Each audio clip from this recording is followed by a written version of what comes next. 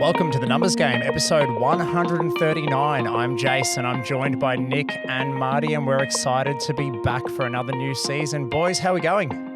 Feeling good, thanks, Jace. Great to be back, as you say. And, just been tripping the light. Fantastic in the off-season. Went to the Paul McCartney concert. When you're over 50, you can enjoy music like the Beatles. Harmony, stories, fantastic. But what a great night. It was 3 hours of just hit after hit. My son loved it. My wife loved it. 50,000 people just had a ripping time. But as you know, I get impressed by some of the subtleties and what I worked out that each concert Paul McCartney does generates $6 million in revenue.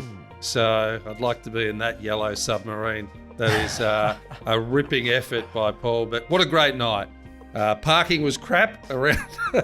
Trying to get out of the joint took me 2 hours, but yeah, had so much fun. And Beatles have their last final hit that came out now and then, and it knocked off Taylor Swift off the top spot in the UK and the US. So sorry, all you Swifties. Yeah, the Beatles are back. So yeah, very, very excited. Great to be back. Nick, how are you, my friend? Refreshed, very refreshed, and geez, what a time to be in Melbourne. Of all the bad things that have happened in Melbourne over the last few years, it's times like these where you realise while we're here. So it's Spring Carnival is coming up by the time we're recording this, and it's Monday in the office here. There's about 3 people in the office. 2 of them are kicking a footy around. So it's pretty much a day off in Melbourne. Let's be honest, unless you've got a podcast in high demand and you need to just push episodes out. So here we are grinding when everyone else is at home and looking at the form guide for the next few days. So how are you, Jace? Mate, I'm not too bad. You said you're refreshed and recharged. I wish I felt the same. I had the unfortunate happenings of going to Bali to have 7 business days of recharging and getting some sun, and unfortunately spent half of those with the worst Bali belly of my life. Ended up in a medical clinic with a drip hanging out of my arm and a bunch of medicines. So I think it was 5 or 6 days of not being very well. But anyway, we're back. I will bounce back. I will recover. You're right, though. Spring Racing Carnival, it's exciting times in Melbourne. There's not a lot going on. When you're talking about kicking a foot in the office, I think we've got 3 people out of 28 in the office as well. And yeah, I don't think there's much more than a bit of footy throwing around, and there's basketball on the TV, and yeah, a bit of talk about who to bet on tomorrow. So what a time to be in Melbourne. I'm excited to be back, and this episode off the back of the weekend, the block was on. We're going to be talking about some what happened at the block and who was the main man on the show who had everybody talking and buzzing online. But before we get into that, guys, in more exciting news for the Numbers Game, which is in high demand, and the reason we've come back in action to crack out another season before Christmas, we actually have our first major sponsor who's come on board, and I'm very excited to announce that Dashboard Insights is going to be the first major sponsor of the Numbers Game. Obviously, some good synergies when we talk numbers, and Dashboard Insights is a business that throws together real-time dashboards for business owners to have a visual representation of their business's performance. So it takes all that data and all those numbers and puts it into a neat, easy place for you to see what's happening in your business.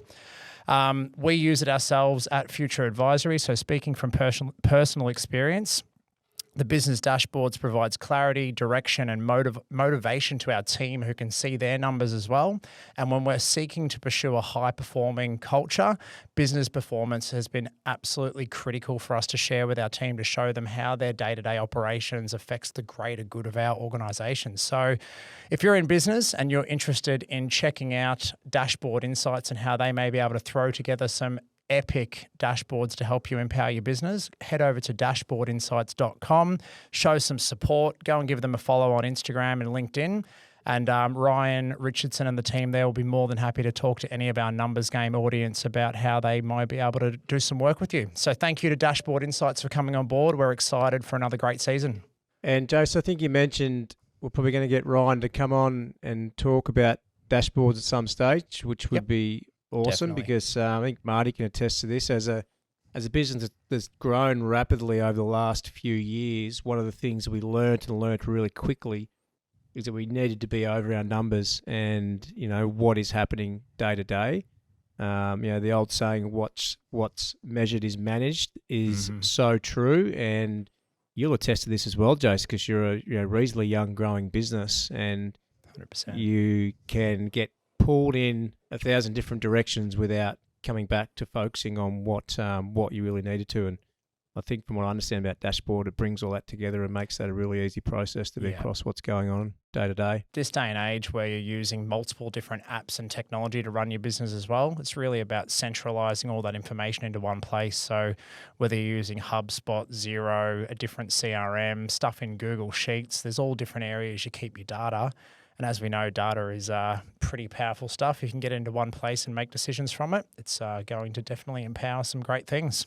Yeah, that's fantastic. Welcome on board. And I think, again, there's always high-level numbers, but those micro numbers that sometimes can get missed can be very, very costly. So, just having a clear read on all the subtleties around the data really makes you much more efficient on conversion and where you should be spending your time, energy, and money. So, it's great that we have a sponsor, but such a great sponsor given that we're talking numbers all the time. So welcome. Very excited to crack in today's episode 2. A few numbers to unpack and a bit of a story and some background. Guys, you probably heard the name Adrian Portelli. He is everywhere at the moment. And if you haven't heard the name Adrian Portelli, we're going to go into a bit of a background about who is Adrian Portelli and why he's on everyone's lips at the moment. But the Block finale aired over the weekend. I'm going to be honest and share that I watched 0 episodes of the Block for the entire season, but I did happen to tune in for the auctions because I thought that would be pretty exciting and just a good way to kind of round out catching the whole season capped into one episode. And Adrian actually bought 3 of the 5 properties last night on the Block. While we're recording this, it was on last night.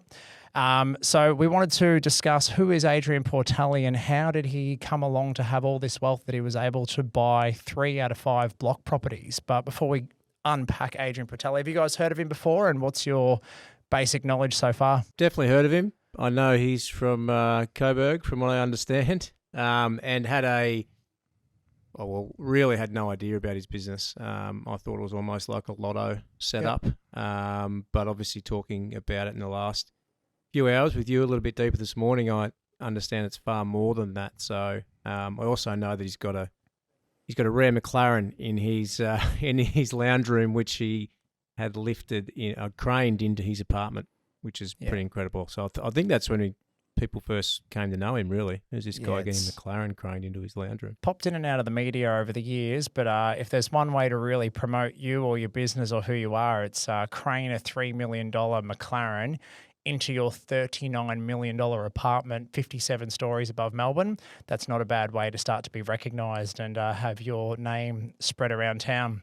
So a bit of background also to, why he would just rock up to the Block and buy 3 out of 5 homes. Back in 2022 season, he had bid on Oz and Omar's property. This is out at Gisborne.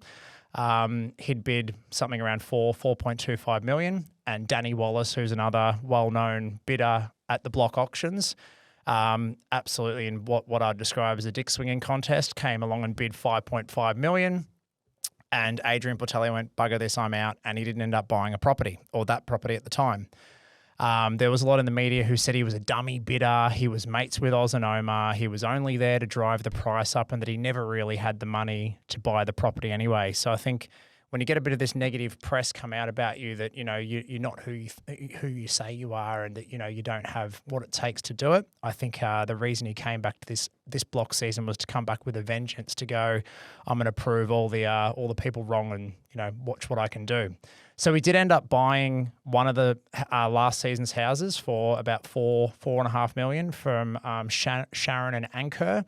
And he ended up giving that away as part of his LMCT giveaways, which is his promotions business that he has, which we'll unpack a little bit further on.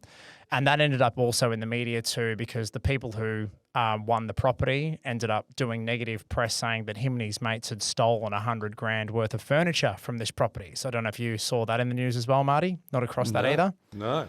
Mate, Marty, I'm obviously in. I'm reading different newspapers to you. With all I'm the just waiting gossip for that I Big keep up Brother with. tonight, so it's. Well, yeah, so I think they say any press or any media is good media for business, even if it's negative. So when Adrian's got the business he has, you can probably understand as we unpack it. But a little bit of background: people may not know that Adrian actually went over to LA. He was born in Malta, and then they came to Australia. Him and his family. He did some time in LA as a young tech entrepreneur, and he created some cutting edge businesses called Exclusive Hire, which is a hire business for luxury cars in LA, and Connect. So if you're going to book trips, vehicles, yachts, and you're in LA, you're likely to come across Exclusive Hire and a business called Connect. They were Adrian's original startups back in LA. His media company was behind founding the Exclusive Hire and the Connect business. So if you want luxury bookings in LA, that's where you're going to end up landing. But obviously over here in Australia, he's probably more well known for LMCT Plus. Now, Nick, you talked about it being a bit of like a lottery business or a raffle business. But what it ends up being is an online club. Now, this is how Adrian and the business has been able to get around certain gambling and regulatory rules. But by offering shopping discounts and giveaways, people subscribe to a membership through LMCT Plus, this online club. And then what happens is you get free entries into giveaways for cars, boats, houses, cash, all these sorts of things. So a lot of people have kind of sucked up, complained, like the tall poppy syndrome. They've dobbed Adrian's business into all the different gambling commissions and said there's a problem. And over the last couple of years, he's been investigated by the VGCCC, which is Victorian Gambling Casino Control Commission. He's been investigated by New South Wales. And all of these investigations so far have come back and gone, they're doing nothing wrong. So the numbers behind this is crazy, though. It says that there's potentially 100,000 members and reported revenues are at least 70 million per year for the LMCT Plus business. Now, his $1 billion net worth was recently reported on the Young Rich Lister through the AFR, and most of that is said to have been made up of the paper valuation of LMCT Plus. So you can imagine if you've got a $70 million turnover business, which is dropping quite a lot of that to the bottom line, doesn't require a big multiple to get you to $1 billion valuation. So thoughts so far, guys? Any questions on what I've discussed? There's probably a little bit to unpack there on how it all works. I'm already impressed, and you've got my attention. It's again, I think that would be running pretty lean, that business. And again, there's a set of rules and parameters for people to follow. And if you're good enough to create a business that honors that and does what it does, then that's just intelligence at the end of the day. And I love seeing entrepreneurs go and collect ideas from other countries and then reshape them in their own way in Australia. So again, I think we've got to get outside of that tall poppy thought and think about how do we create these types of businesses in Australia more often. I'm a big advocate of that. But you've got my attention, Jace. So unpack LMCT a little bit. So why would people subscribe to this rewards business and shopping tool? Now, obviously, there's been talk of it being a loophole purely for people to get into the raffles or the lottery and the giveaways. But when you actually dig a little bit deeper, there's actually quite a bit of substance to the shopping tool and the rewards club. So looking into it, there's 750 businesses that have registered with LMCT Plus to be a rewards partner. So when you do subscribe for, let's say, your $20 membership or your $100 membership or whatever you choose to go with, you are actually getting access to 750 businesses that are offering you discounts that you wouldn't get without your subscription or membership to LMCT Plus. The brands include well-known brands such as Total Tools, Adore Beauty, UltraTune, Bow Repairs, Interior Secrets.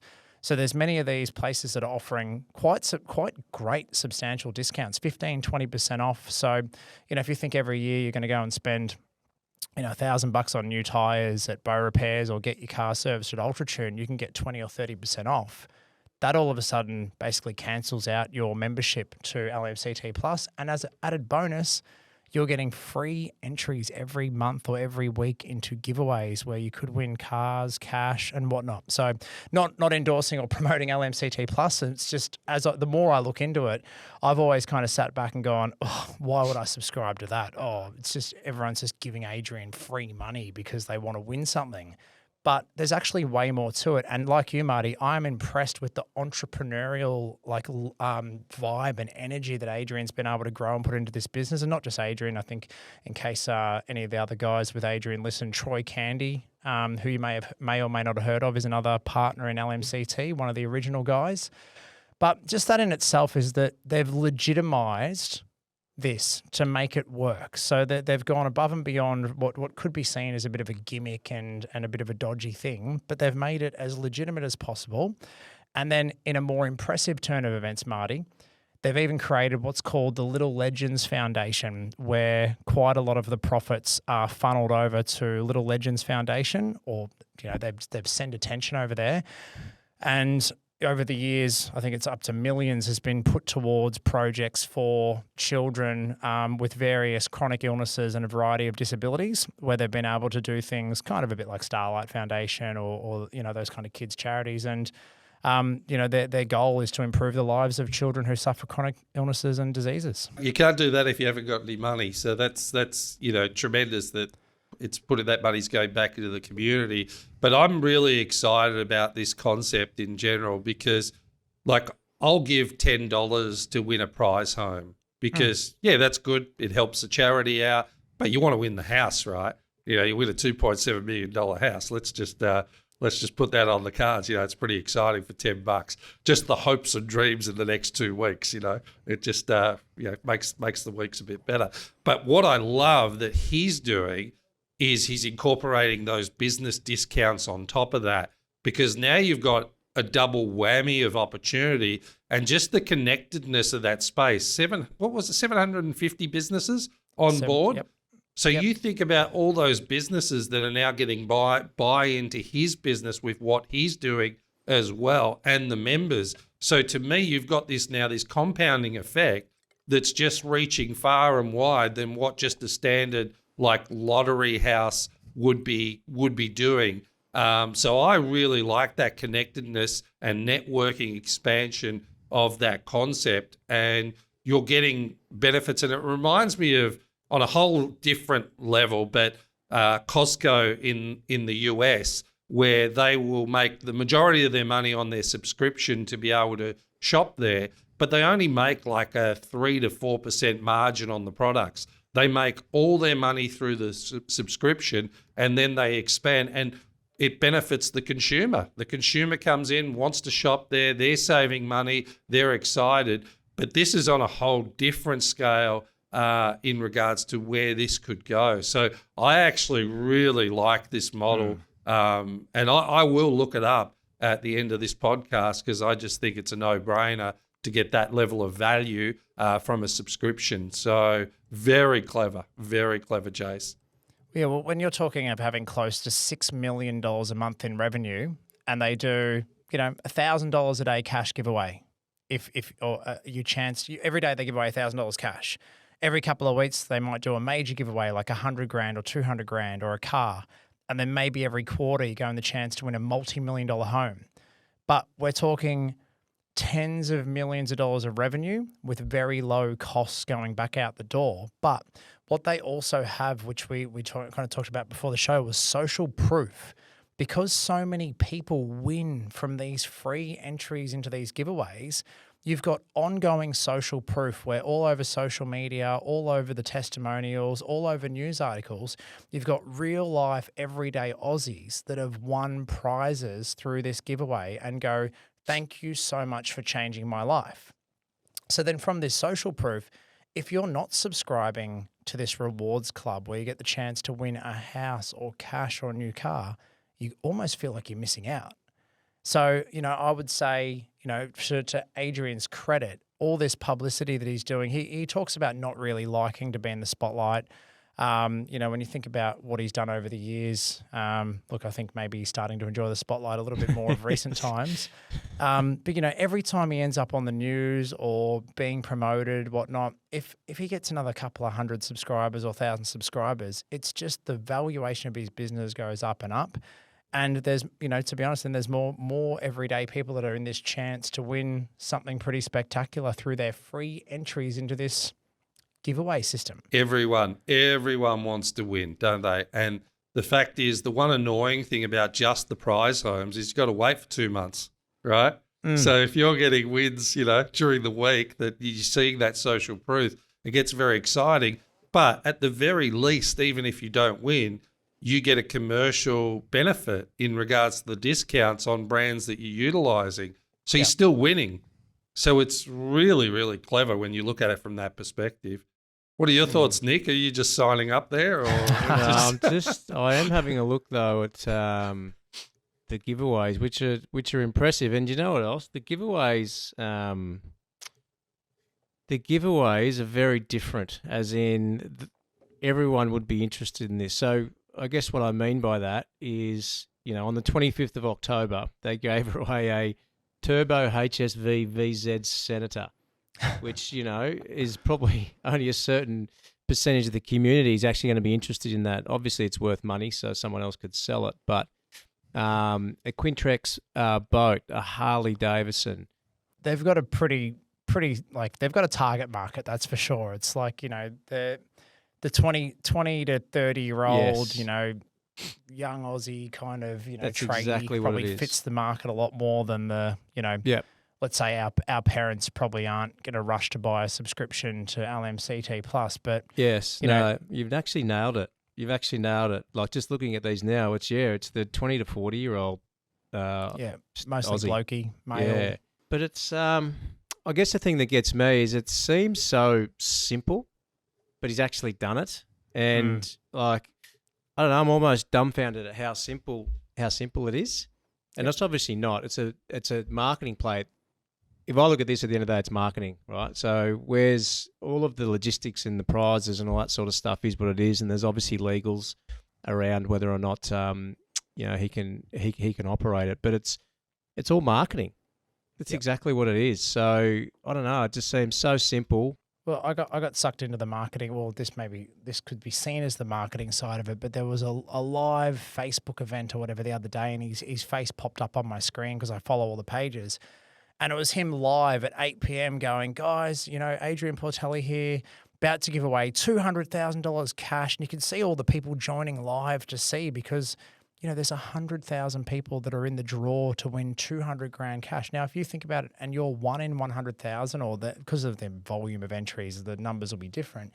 But if your chances of winning lottery might be 1 in 14 million or something, you tune in live at 8 p.m., you're holding your phone and he rings someone live and talks to them on Facebook Live, and you can hear a real life person on the other side fucking crying like, oh my God, I just won 200 grand. Adrian, thank you so much. If you weren't a subscriber then, you're sitting there going, shit, I'm pretty tempted to get a bloody membership to this thing if this is the kind of thing that goes on.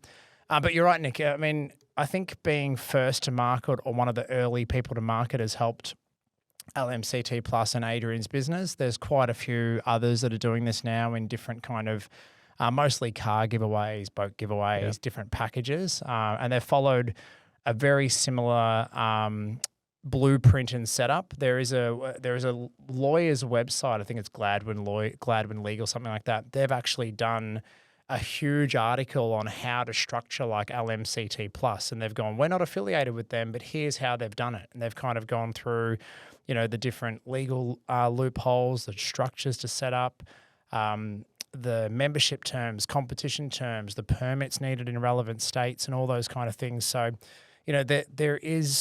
this is a known business model now that people are trying to replicate and go for.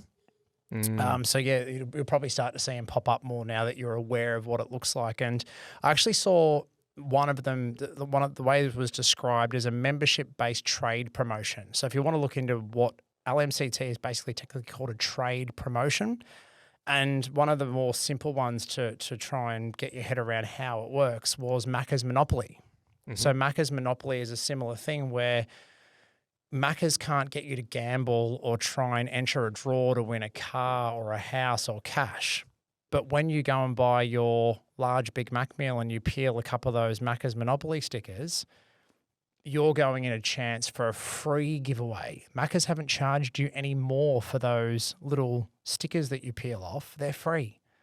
But you're excited to go down to Macca's when Macca's Monopoly's on and buy the extra, maybe the extra large fries or whatever, or the extra Coke or whatever it is to get you a few more little peely stickers in the Macca's Monopoly entry. So similar thing, trade promotion. So different partners will partner with McDonald's to give away, maybe it's a Mercedes or, maybe it's a particular house done by a particular builder. So that might be a one way for you to get your head around thinking about what's a trade promotion and how does it work. But that's the model of business, and there's plenty of them out there. And if you look into it and you get targeted by the algorithm and whatnot, you'll start to see these things popping up everywhere, like on my feed.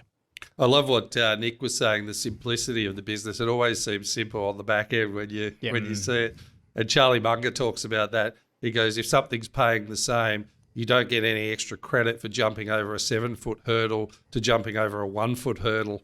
As long as it works and it serves value, then you want to honour that. But it reminds me also of this episode of Young Sheldon that I've been watching with Charlie.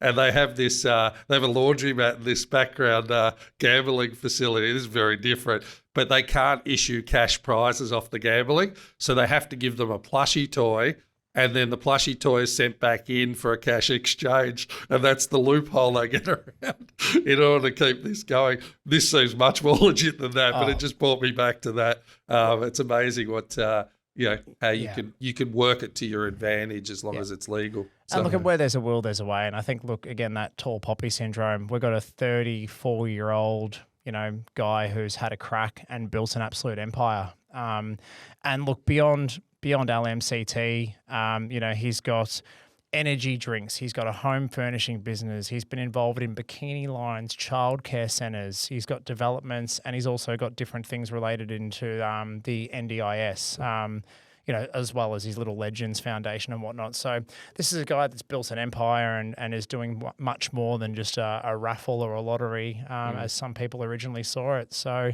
congratulations to Mr. Portelli, and hopefully you've enjoyed the unpacking of who is Adrian Portelli and what is LMCT Plus. What are we doing, Marty? Are we signing up, or what are you thinking? Well, I'm just thinking we need to get him on, because it's like he had a number of failed businesses, if I recall, prior to setting this up and doing very, very well. I'm sure I heard him on an interview saying that he made a couple of tough mistakes in the early days. But like you said, it's to get that level of mindset to be able to orchestrate this so simply and effectively to scale as he's done is very, very impressive and should be celebrated. I mean, we all want a little bit more of that, that's for sure.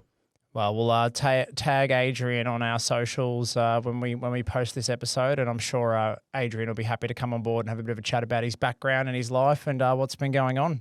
Love it. That's been episode 139 of The Numbers Game. We thank you for joining. Back for a new season. If you haven't already clicked the follow, subscribe and like button, get onto all your devices and platforms and get around The Numbers Game. At some point in the future, you'll probably have to subscribe to our rewards platform, TNG Plus. We'll be getting in the background, developing that at some point soon. But thank you for joining us again. And until next time, subscribe and game over.